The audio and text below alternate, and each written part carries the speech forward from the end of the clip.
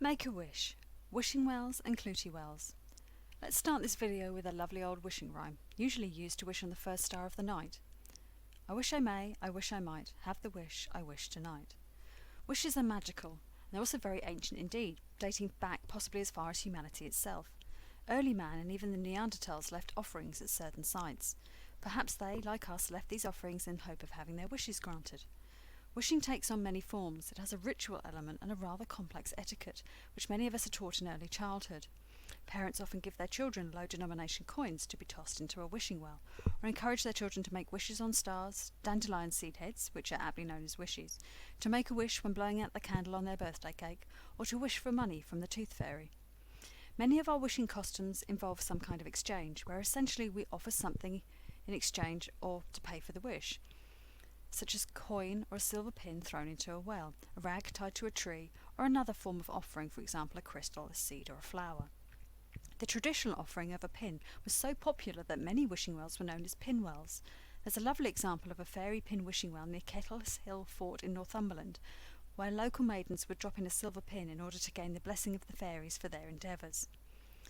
Throughout Europe there are places that serve as a focus for these wishing activities. Cloutie or rag wells, wishing trees, pin wells and wishing wells, which can exist in a wide variety of places, from remote woodland to urban shopping centres. Both the Celts and the Germanic peoples believed that trees, wells and springs housed local spirits or even gods and goddesses who could, if they so desired, grant wishes and blessings of various kinds. The Celts and the Germanic peoples were known to make offerings which had been ritually damaged into pools of water, where they believed that the other world and this world met, such as the magnificent items found in the deposited at Llyn Cerrig Bach on the Isle of Anglesey. The Romans and the Romano-Celts also offered items to water, as well as wishes. Cursing tablets were offered to the goddess Sulis Minerva at Bath, and an amazing 16,000 Roman coins, dating from the 1st to the 5th centuries c. current era, were found deposited in the well of the goddess Coventina in Northumberland. The wishing well concept then dates back several thousand years. It's not always clear to whom wishes were made at such places. It varies with the desire of the individual and the location. Wishes can be made to divinities or saints, to spirits of place, to the guardian of a well, to the spirit of a tree to which the rag has been tied, or indeed to the fairies. There are several dozen fairy wells in the British Isles, such as Chibernaferrishin, Well of the Fairies, on the Isle of Man, Fairies Well near Steyning in Lancashire, Fairy Well on Orkney, Fairy Well at Aighton in Cumbria, and Fairy Wishing Well at Carbis Bay in Cornwall, shown here. Other fairy beings also have wells named after them, for example the Piskie's Well near Alton in Cornwall, Puck Well at Waltham Abbey in Essex, and the Goblin's Well that once existed near Mold in North Wales. A few are even named after specific fairies, such as Ninny's Well in Cornwall, allegedly named after a pixie by the name of Ninny.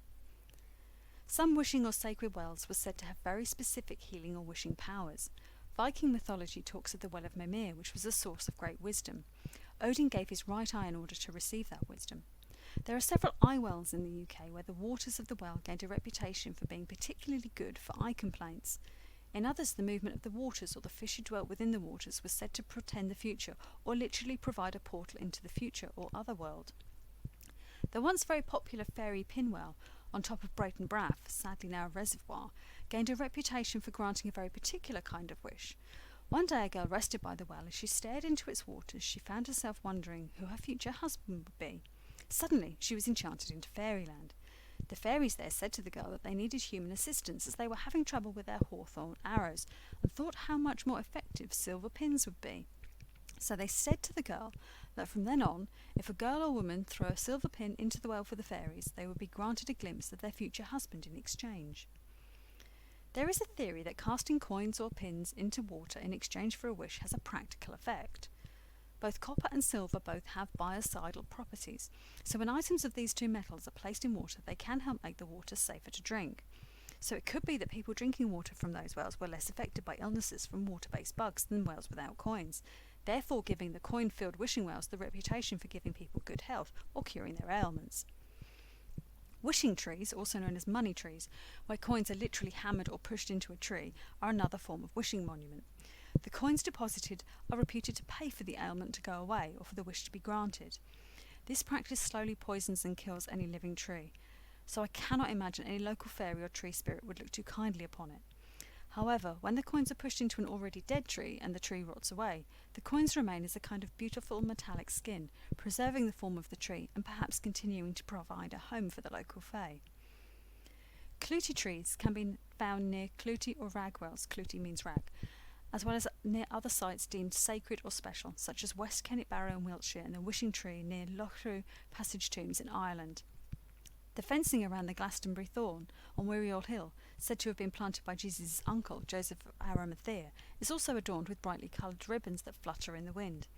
Indeed, hawthorn, as that most fairy of trees, is a popular choice for the Cloutie tree, as are oak and ash, with whom the hawthorn forms the fairy triad. One of the most famous Cloutie wells is in Scotland, near the village of Mlochy, where several trees and bushes that stand by the well of St Curidan are adorned with rags and ribbons.